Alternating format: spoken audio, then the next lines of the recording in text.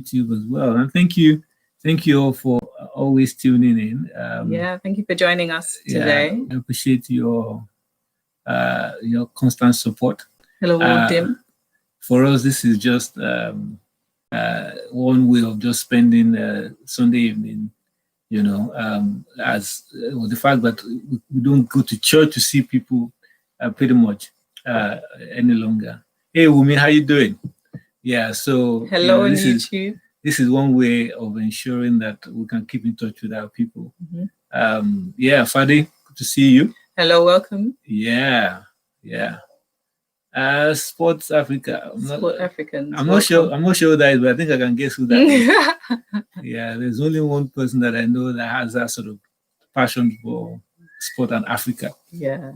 Hi, Lisa. Hope you had a good birthday yesterday. Yeah, happy belated Lisa. Belated birthday, Lisa. Hi, Toby. Yeah. Hello. Woomster. Yes, exactly, T-Mac. Yeah. Right. Okay. Hi, Nika. Welcome. Yeah. We're just going to wait for a few more people to join in, and then we'll get cracking today. So how's your Sunday been? How's your week been? Good? Yeah. Okay, great. Glad you had a good birthday yesterday, Lisa. Welcome, everyone. Those on YouTube, you're welcome as well. You're welcome. Say hello. Let's see who's watching. Yeah. Okay. So last week we were talking about the Sabbath, and I wonder whether I don't know. Has anyone organized a holiday? Is anyone going on holiday?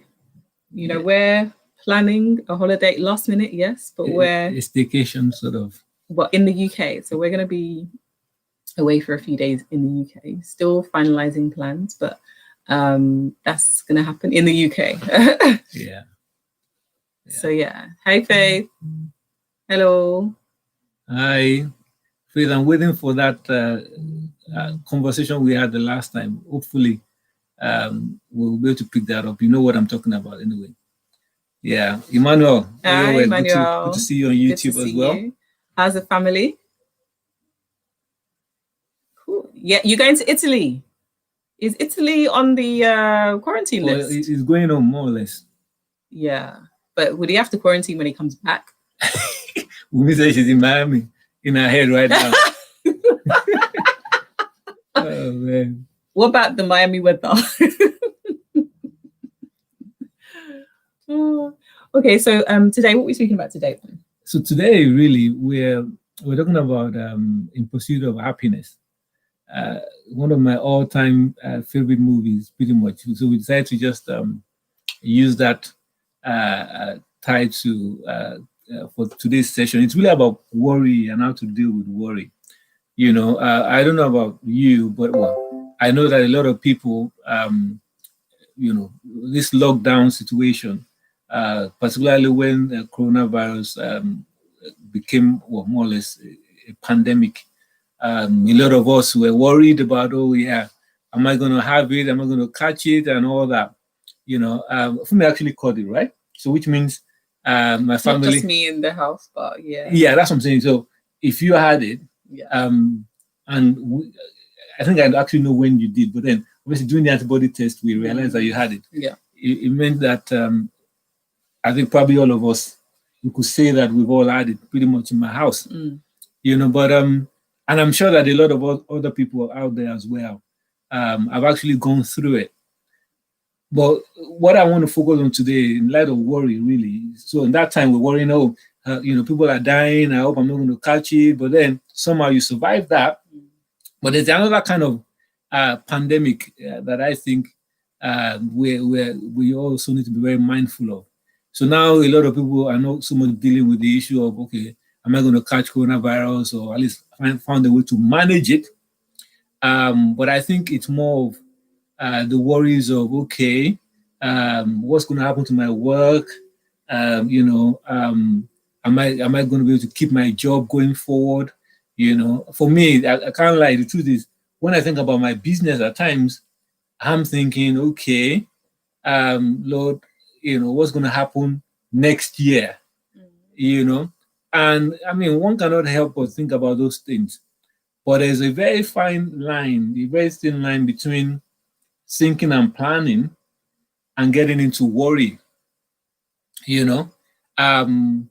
So that's what I wanted to have a chat about today. So there are people that worry a lot. Yeah. We call them warriors. So I would like to hear from you guys if there's anybody online who, particularly, I mean, most people will not want to admit it, but if you actually have concerns or worry about, okay, what's going to happen work-wise and things like that, it'd be good to hear your thoughts on it. To know how people are feeling about these times. Definitely uncertain times. But then, how do we deal with it? I think that's what the question is. I was speaking to one of my colleagues. So because I work in the NHS, so we've been going in kind of a few days a week. And so while she works in the NHS, her husband works in the I think financial sector. Mm-hmm. And so she's been going out, but he's been staying at home. And so she's more willing to get to work. She goes on public transport. So she's more willing to do that. Mm. Whereas he's a bit more cautious about what he's doing. So it's almost like because he was in 24/7, staying at home, working from home, etc. He's more anxious than she is about stepping out. Yeah. Tim Mark said that his wife can worry. Yes, I know. He doesn't worry for the entire family. No. But I did some research on this topic when I was writing my book, Fearless. Actually, for those that haven't yet got a copy. Fearless. You can get it on Amazon. It's on Kindle as well. Yeah, thanks for plugging that in. Yeah.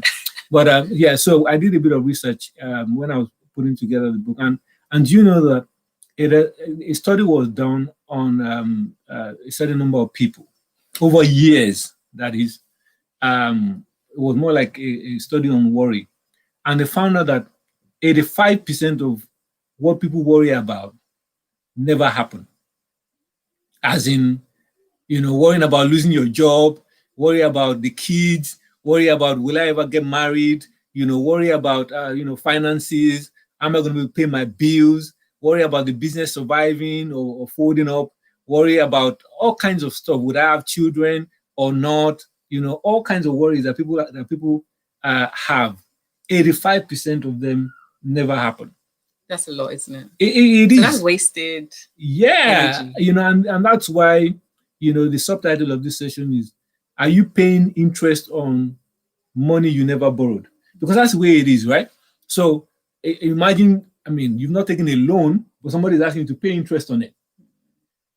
So, from a financial point of view, that is pure wastage, like you said. And it even gets worse, right? So 85%, like I said, never happened. Then a further 12%, the issues happen, but then you found out that they were able to deal with it, right?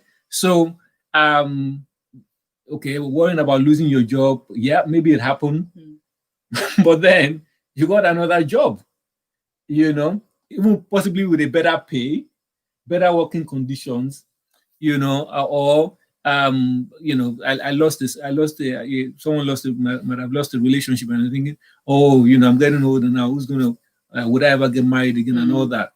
But then some nice guy comes along and you're asking yourself, where have you been all my life? Thank God that other person moved on, So I think the point is that if you consider the fact that 85% never happened, a further 12%, you're able to deal with it. So the real issue there is just the 3%. Now, for me, I don't think 3% is worth losing sleep over. And certainly in my own life, I can see how that plays out. In that, I don't know about you, but it'd be good to hear again from you guys. It was only T-Mac that has told us about how about the worry, well, the person that worries in their home. I'm sure Lamide will probably, yeah. I'm sure if we ask her, she would also say that you probably worry at times. But for me, the interesting about worry is that, like I said, there's quite a very thin line between worrying and trying to be proactive about the future, right?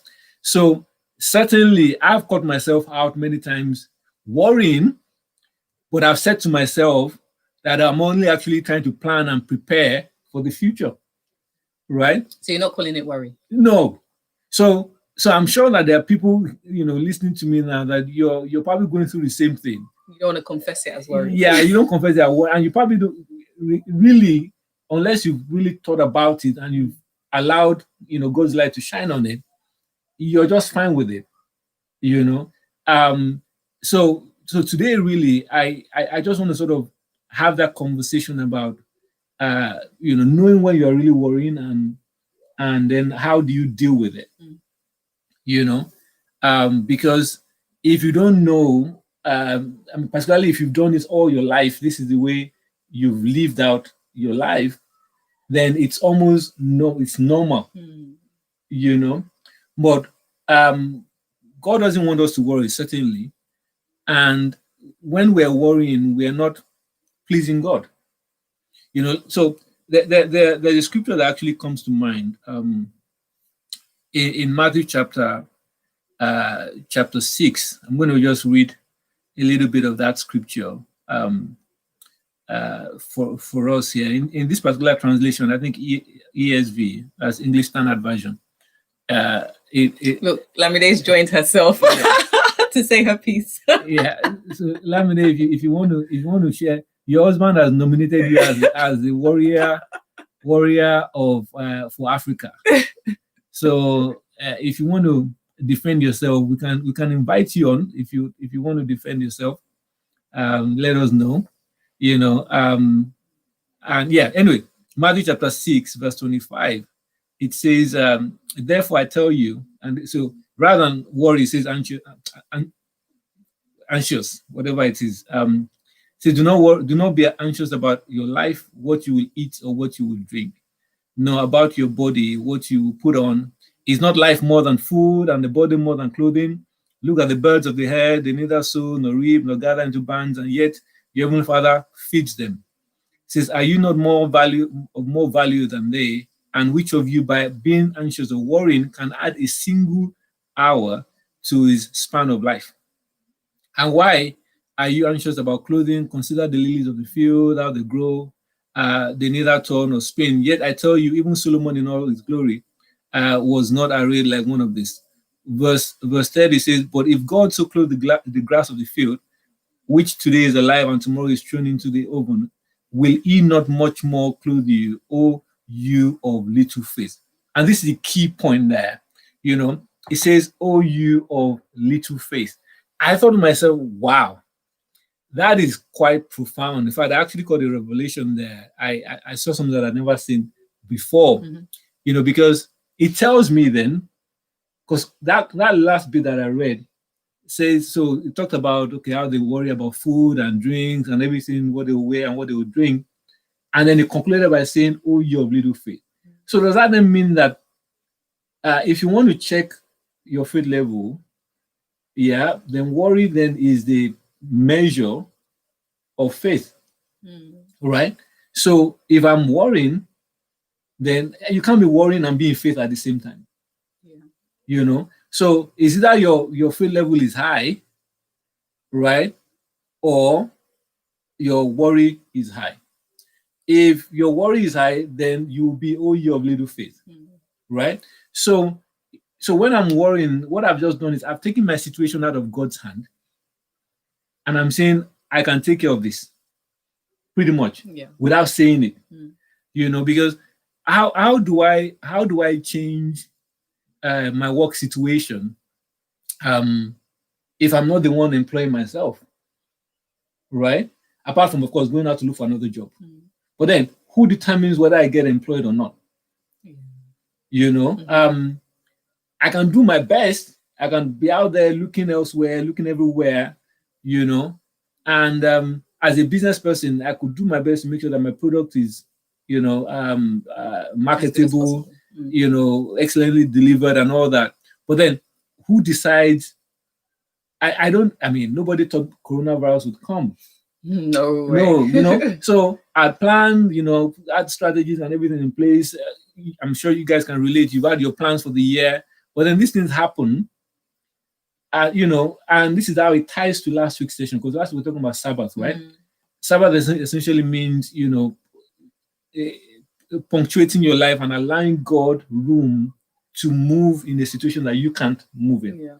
So I look at worry and I see that, okay, God, surely I can't change this situation. Then, if I can't change it, then I have to turn it over to you.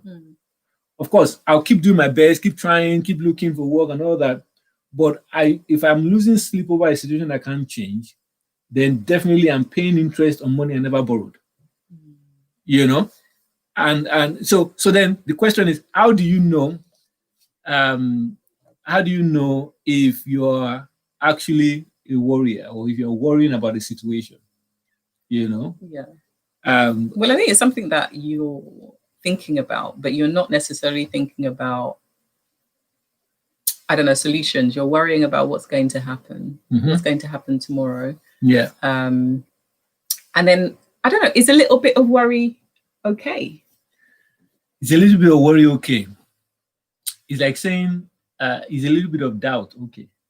No, but you know, like if you worry, or if you are concerned about something, no, I'm using a different word, so if you're worried or you're concerned about something, isn't it then you recognize the need to press in and to give it to God? At that point, you may realize that, okay, this thing is really concerning me. Like, so if you're thinking about something, because I don't know, it might be that you're not necessarily intentionally worrying. And if you're continuing to think about something and you continue to show concern about something, then you recognize that you need to do something and you need to give it to God. You know, that scripture in Philippians says, be anxious for nothing, but with prayer and supplication, with thanksgiving, make your requests known to God. And it's the peace that will come. Yes. So you're replacing your worry, your anxiety with God's peace. Yeah. So I think the question, and someone else agrees with you here, Antonia, says a little worry is okay. It makes us human. You know, and that makes, you know, if you want to see it like that, I think the question is, at what point does thinking about something become worry? Too much, You know, that is the real issue here. That's the point. So for me, what I like to think about it is this: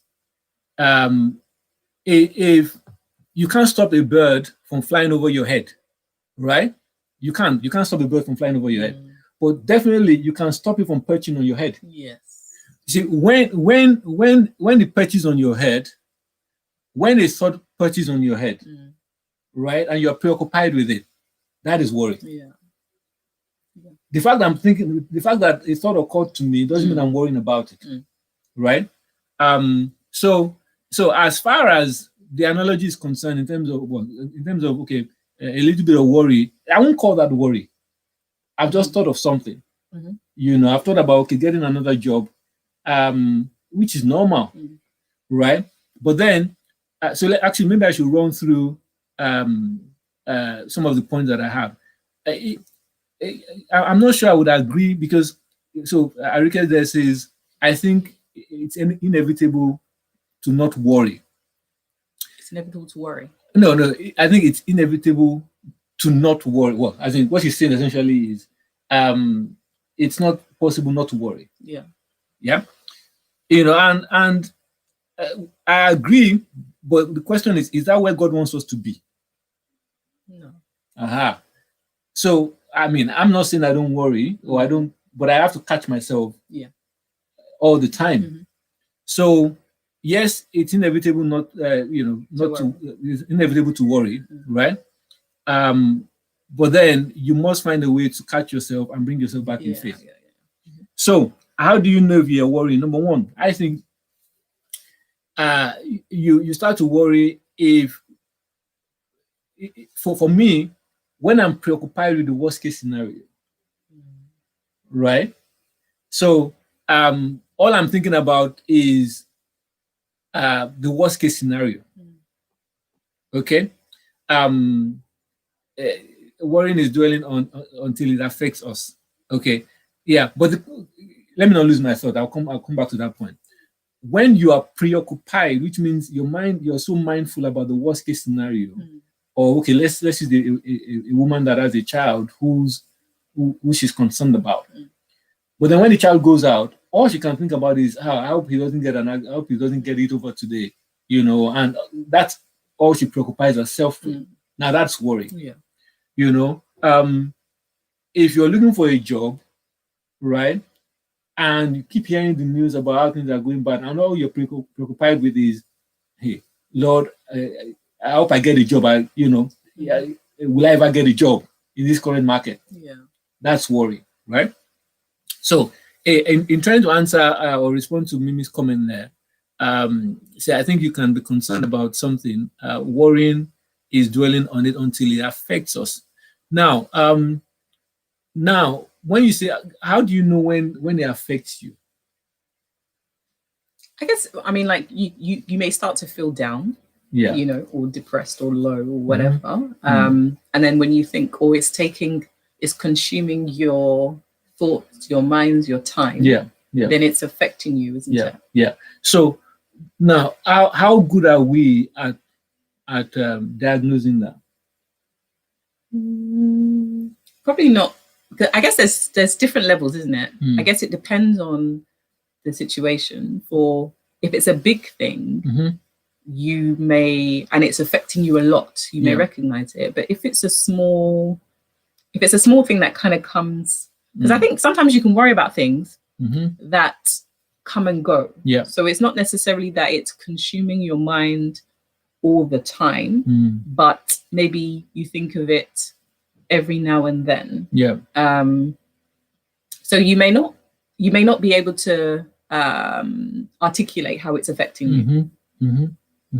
No, so I think there's a valid that's actually a valid point in that you get into worry when it begins to affect you. But for that to really be a good indicator, then you must know how it affects you. Yeah. I can relate to that, because for me, when I step into worry, if I'm dealing with a situation, I know it begins to affect me, because now I'm overthinking solutions for things that have never happened or that may never even happen, right? And I find myself getting anxious and agitated, right? When I'm there, then I know that, look, I need to just pull back and just sort of, step back and allow God into this situation. Toby, we're going to talk about how to manage, that, so that we can respond better. So I think another way of to know when you're worrying is when you're overthinking about the future. Now, of course, again, the word is overthinking about it, because not to think about the future would be irresponsible, right? Yeah. So and I think that, in fact, for someone like me, I think a lot about the future, but in terms of trying to plan out certain things, so the family, the kids' school. Well, when I'm thinking about that, I'm thinking about the positives of it, and how to make plans to make sure that those things happen. Yeah. Right. But when you're overthinking about the future, and you're just creating scenarios of things that have not happened. So in that same Matthew chapter 6, verse 34, it says, therefore do not worry about tomorrow, for tomorrow will worry about itself. Right? So what is also praise, Nisha says, losing our peace is usually the indicator that we are worried. That's so true. That's so true. So that kind of answers, complements Winnie's point as well. So for me, that scripture, verse 34 says, therefore do not worry about tomorrow, for tomorrow will worry about itself. And I'm thinking to myself, how can tomorrow worry about itself? Right? Tomorrow doesn't have the capacity to take care of itself. No. So what is God then telling us there? Right? I thought to myself that God, you must be saying something, because if you're telling me tomorrow will take care of itself, it means that for that to happen, you are in my tomorrow, and you are ensuring that all the solutions to my issues for tomorrow, you are there to sort it out. Because by itself, tomorrow doesn't have the capacity to take care of itself, right? So I just need to know that God is not only in my past, not only in my present, but is already gone ahead of me to take care of my future. So when I'm overthinking about the future, right, and I don't include God in that picture, then that's worry, right? So that's the second thing. And then number 3, you know that you're worrying when you're focusing on material things. Again, there's nothing wrong with that. But the question is, as that scripture said in verse 25, it says, don't think about what you're going to eat, what you drink, what you'd wear. You know, something interesting happened today, actually. Because Fumi mentioned that we've been planning on going on holiday, right? Interestingly, you know, the way we manage our own finances at home is quite interesting, because to my mind, I thought the money for the holiday was already sorted. So I thought we had the money, you know, already sort of, because I don't do micromanage. I don't micromanage. I just sort of do the macro in that sense. So so I went to church, came back, and pretty much almost, you know, not planning, not thinking about the holiday. And I more or less, you know, of course, you know, these days you don't meet people at church or whatever it is. Not like I went to a congregation somewhere, you know, and I came home and almost all the money for the holiday, right? I came back home with it. Now, I wasn't even thinking that we were short. I didn't think we needed money, but somehow God was already there in the future, working out those details, you know. So I didn't have to worry about it. And I think for me, actually, one way that I also ensure that I don't worry about the day to day is about not allowing myself to be so caught up with the day to day. Because do you worry more than me? Do you know, the truth is, I don't know that. Do I really worry? I don't think you worry as much. I can't even say that you worry. I can't say that you worry. And I think that then means that I don't worry much about day to day, because I'm not worried. Because you're not worried. You know? So for us, I think we're just blessed in that way, whereby, you know, we're not so much worried about day to day, you know. But anyway, so we're not thinking about, okay, what are we going to eat? Where are we going to live? You know, a few weeks ago, we're sharing a testimony about how randomly somebody just, you know, decided to just bless us like that. You know, and I think God definitely has a plan. He's got you on the back of his mind, and he doesn't want you to be worried. Doesn't want us to be worrying about the things that we can't change, because he's got it planned out. So another way that you know you're worrying is about your confessions. So when you're talking about your plans, your goals, I know I've started people, and it's almost like they just can't see themselves out of a situation. So they're so worried that it's become normal to live in that situation. When you hear them talk, they're talking about, man, with this, did you hear in the news? Hundreds of thousands of people have lost their jobs, you know, and me now, you know, I think I just have to go and start signing on, you know, and they confess those sort of things. Then you know that at the back of their mind, that person is actually worried. So that definitely is a sign. And I think another sign of worry is when you're paralyzed by inactivity. What I mean by that is that, so as a business person, for me now, I mean, if I go by the news, I'll pull my money, everything out of the market. Would you do?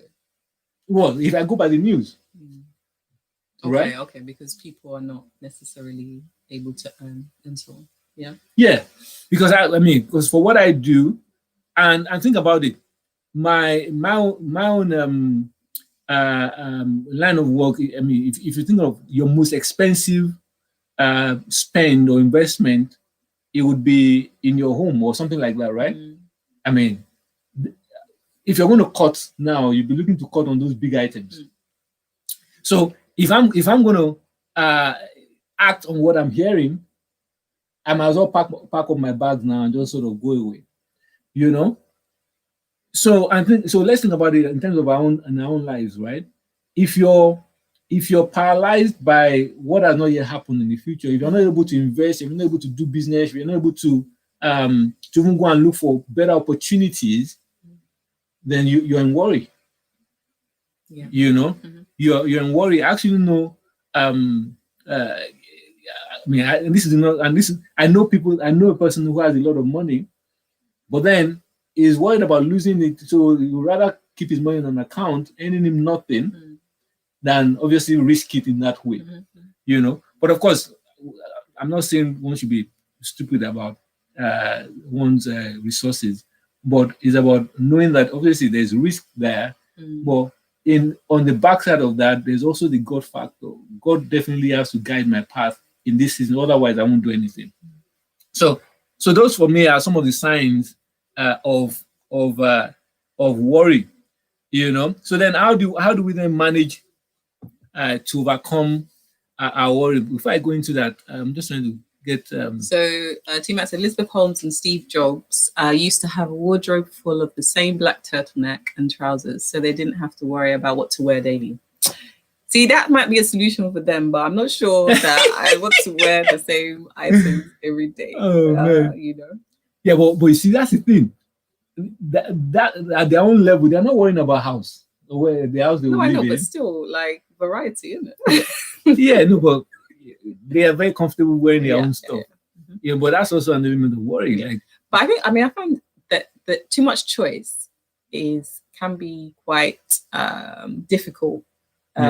Because then you have to try and narrow it down. How do you narrow it down? You know, like I was trying to buy a dress online, and it's just challenging, you know. Whereas when you go into a store, you see the options. You can walk past or you can stop. But online, you have to scroll through pages and pages and pages. It's a bit frustrating, you know. So but it's not worry. I was going to say that you don't worry now. It's not a worry, but you know, I'm just saying when there's a lot of choice, it can be really difficult to actually make a decision about something. You know? Yeah, but that's why Jesus already said it. Yeah, they don't worry about what you eat, what you wear, where you live, you know, because tomorrow will take care of itself. Okay, so how do you overcome? How do you manage? I mean, rightly so, none of us can totally eradicate worry. But for me, I think the key would be catching it out at the very early on. Identifying it. Yeah, because you know what they say about cancer.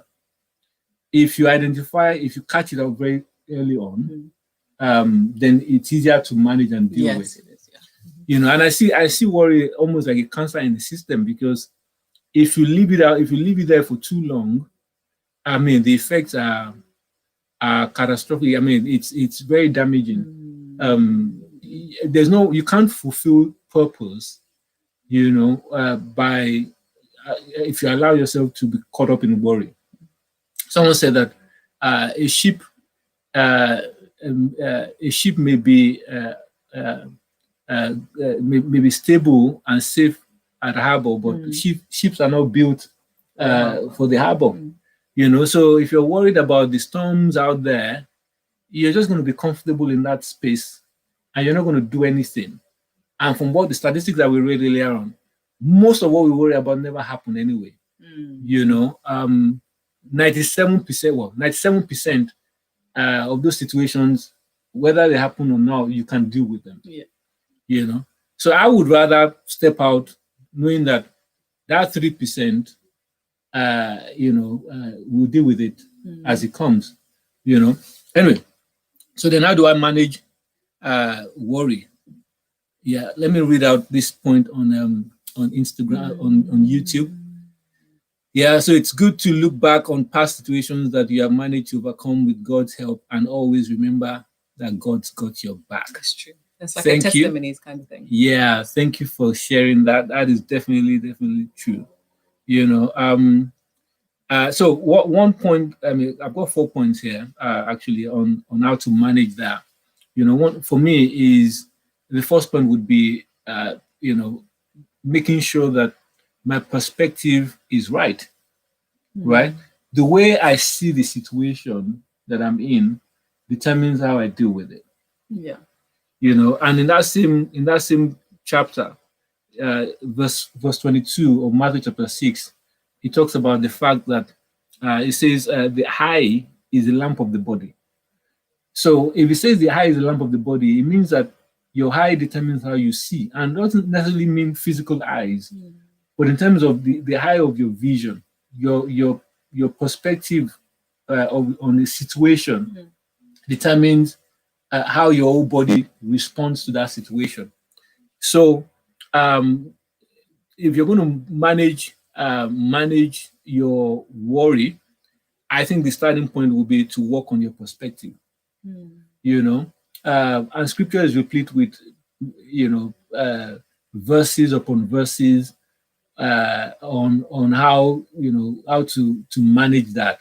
One of my favorite scriptures, it says that even when men say there's a casting down, we say there's a lifting up. So regardless of what is happening all around us, you see, call it luck, call it whatever.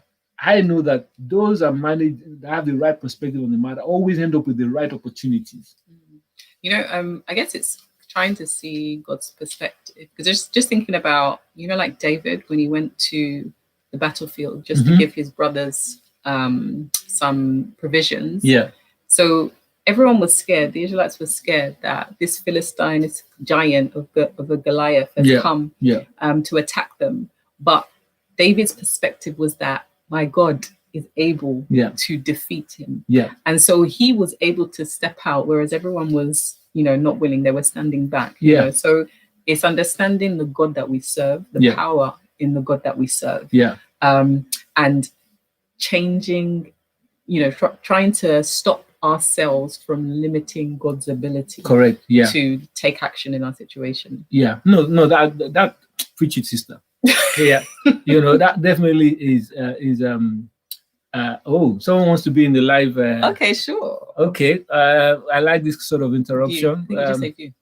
Okay, so I'm going to invite Wole Aoshika to join this conversation briefly. It would be good to hear your thoughts on this. Were you going to say something? Sorry. Yeah, I was going to say that in light of, hey. Hello. Thanks. How you doing? Good. I didn't actually realize what as you can imagine. But I am enjoying what I'm hearing anyway. But I will skip out of it. Okay. Yeah. Well done, really well done. It's my first time joining. I like what I'm hearing. Okay, cool. That's it. Thank you. All right. Sir. Okay. Yeah. Okay. Yeah. All right. Yeah. So anyway, what I was going to say about your point, when I talked about the perspective, you're right in saying David actually came into a situation. It was a ginormous sort of situation by any stretch of anyone's imagination. It will be daunting for anybody to deal with, right? But what helped his perspective, like you said, so it's one thing to say, work on your perspective, but how do you do that? Because no matter how you look at it, whether you look at it upside down, right or left or whatever, a Goliath is a Goliath. The situation is big. So the only thing that can help change that situation is to get a different perspective, that is, see from God's point of view. So it's not that you and yourself will be able to deal with it, right? But God, has a position on this matter that is bigger than this Goliath. So the hard work there is ensuring that I align myself with God's perspective. Yeah. You know, the other thing, thinking of it actually, is that David came into that situation. He wasn't present with the army. So he wasn't there and allowing the fears of the I other see you people. be really fearless, eh? Yeah. He wasn't allowing the fear of other people to kind of, he wasn't in that situation to allow them to limit him, you know. So I think even in this time, you know, like there might be things that we need to stop hearing, stop listening to, you know, whether that's the news, whether that is the daily coronavirus update when they were doing it, you know, just so that we're not feeding ourselves negativity, and we're able to focus more on what actually God says in his word, as opposed to the negative situation, the negative but, you know, real situation that is happening in the world. Yeah. So Mimi says, how do we discover God's perspective on daily matters? You know, and so God has made it clear in his word that we shouldn't worry about what we will eat, what we will drink. And those are daily matters. Yeah. You know, what we would wear, those are daily matters, right? So that is actually quite clear. But you know, like, so someone said prayer can also be very helpful. So Jesus couldn't stop himself from worrying. Jesus worried. But in Gethsemane about the future death, but he prayed, and that was helpful, and that gave him the strength to go through, didn't he? Yeah. Didn't it? Yeah. Okay. Thank you. I mean, you guys are really helping me. You know, just you know, get the word out. Now, so work on your perspective. Like I said, that verse 22 really covers that the eye is the lamp of the body. So the real job is to ensure, and this is what it means when Bible says that Philippians, you know, chapter 2 now, I'm not sure which verse, I didn't prepare this, but talks about, you know, not allowing yourself to think. It says, think upon these things, you know, things that are healthy, things that are noble, of good report. Yeah, you know, allow yourself to think upon these things, you know, because it's whatever you think. So that is a way to ensure that you train yourself to keep a right perspective on every situation. You know, when you choose your thoughts, and we can't choose our thoughts, right? It's not, thoughts are not just you choose your thoughts before your thoughts become automatic. Yeah. Right? So you choose your thoughts, and then your thoughts eventually start to choose. Is it you choosing your thoughts? You're interrupting your thoughts to think differently. Yeah, but then you tell you what to think about. Yeah. Okay. Yeah. Right? You know, because otherwise, right. So I've come to realize that I'm reading something someone put on here on YouTube.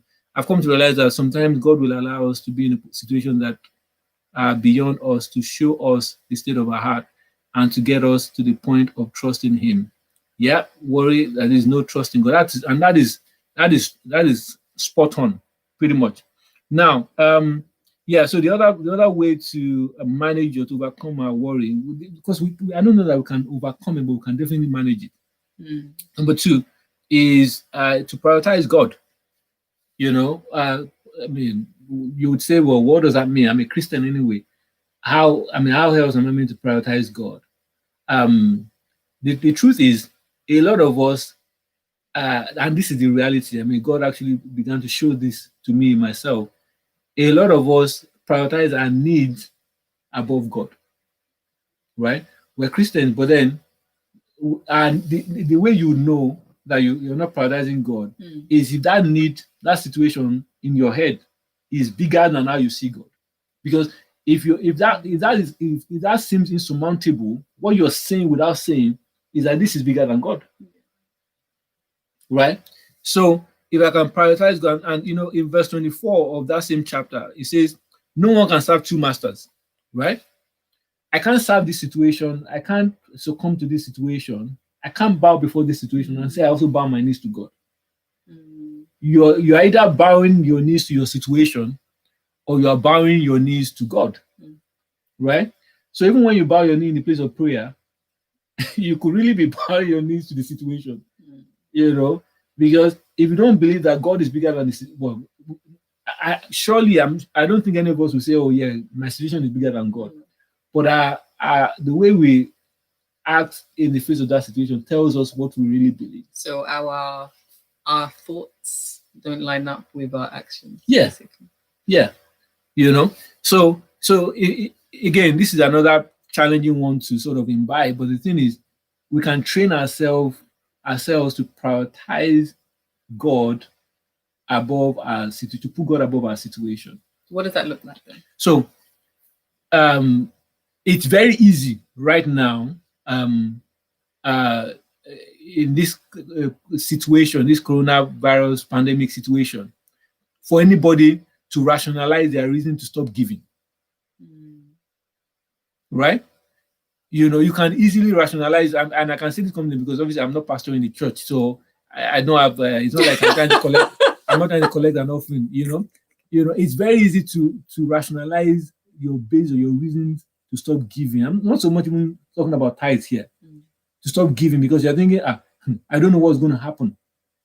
More, if you understand that your money is God is your source. God is your source. It's not Richie Sunak that is your source. God is your source. So prioritizing God in that situation would mean that regardless of what the economy is saying, I'm not going to change my commitment to God. Right? So that's definitely an example. Yeah. So the third point, my God, I thought we're hoping that we'll be doing shorter sessions. Shorter sessions. So, but this has been quite exciting. Yeah. Okay. Anyway, so number three, I think I've already sort of ruled that into number two. You got to acknowledge God as your source.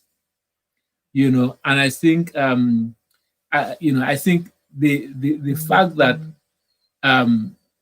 things are going down for a lot of people as a reality, you must know in your heart that regardless of what, and it will sound, you almost be a lone voice amongst your peers or around you to hold this point of view that God is your source. God, and as simple as that sounds, it will be tested. It will be tested. In fact, it will be so tested that you might lose a job, but you must know that, as Scripture makes it very clear, God is the one that is able to meet all our needs. It's not a job. It's not a job. Your need is not being met by a job. So knowing that, again, maintaining on that and keeping that on your heart would help manage worry. So when I'm thinking, oh God, there are not as many opportunities, or there doesn't seem to be as many opportunities out there as there were some time ago, I'm also quick to remind myself that if it means God putting a deal on lockdown till I show up, He will do that. Because He is my source. Yeah. Then lastly, I think you've already sort of mentioned that the idea of watching what I call it, watch the gates. I talked about that a bit in the book as well. So your gates, there are two main gates to your soul, pretty much. There are two main gates that determine what you're mindful of, and it's what you're mindful of that determines whether you're worrying or whether you're in faith. So what you're hearing and what you're seeing. So if all I'm hearing is all the news, which is in quote, they are facts, but from a Christian point of view, those are not my truths. They are not the reality upon which I build my life on, right? So there must be a point at which you shut the gates to those external facts and begin to embrace God's position on the matter. So what I watch and what I hear, essentially for every one of us, it's managing those two gates pretty much that will determine how well we're able to deal with worry, But as I begin to just sort of round up on these thoughts, I started mentioning that worry is actually, it could be if you catch it early enough, it could help you know where you really are, because it would help you know whether you're really in faith or you've taken the situation out of God's hand. But where you want to be is to allow God to come through for you. God has, in this season, and in this season for us as a family, I think this year for me, for my family, has been better than last year. I can't lie. This year has been better than last year. Has been better than as in nothing. It's not like things are getting better. So you could argue, well, it's a case of the way my perspective on the situation, but then that's the right perspective nonetheless. And that's where you want to be, whereby you allow God to do. Expect big things, expect favor, expect opportunities to open up to you this year, and that will be your reality. And this is not just positive thinking. This is building one's life on God's word. So that's my thought. I don't know whether anybody has any thoughts to add to this as we begin to round up. Any other thoughts on this? Wemi says the pandemic is a daily matter now too. It is a daily matter, but then what does that look like in your day to day? Of course, okay, you go out wearing face mask, right? How does that affect the day to day, your day to day? Because I think more than anything else, for it to really feed into your day to day, it must affect you on the national or global level. You must be looking at the big picture of it for you to be able to distill it down to your day to day. But I guess it depends. So if it's affecting, it's affecting the way we live our lives, the way we go out, the way we enter shops, the way we go to hotels. So I guess it is. And I guess, as you said about with regards to perspective, it's understanding, okay, we're doing this, which is a protective measure. So then we question, do we want to go out and wear those protective measures, or do we just stay at home? And that's the decision that we are making. But when we were saying about her job in events, which has changed 70%. But some of the changes that we're seeing have actually been positive change, implementation of software and so on, which has made things easier or even giving you a better home life balance. Now, in fact, I'm also privy to the chat that we had with women, where, you were telling us actually how your first event online, you kind of just, you hit a home run. Almost. Even though she was worried before. I remember that conversation, where you the output of that event that you had online, was the rate was, you just blew it out pretty much. So I think it's definitely about perspective, and just trusting God. The crux of it, if you're going to take anything from it, what I'm essentially saying, what we're saying is that we should not allow ourselves to worry, catch it out quickly, because the truth is you can't change the situation. This is where we are.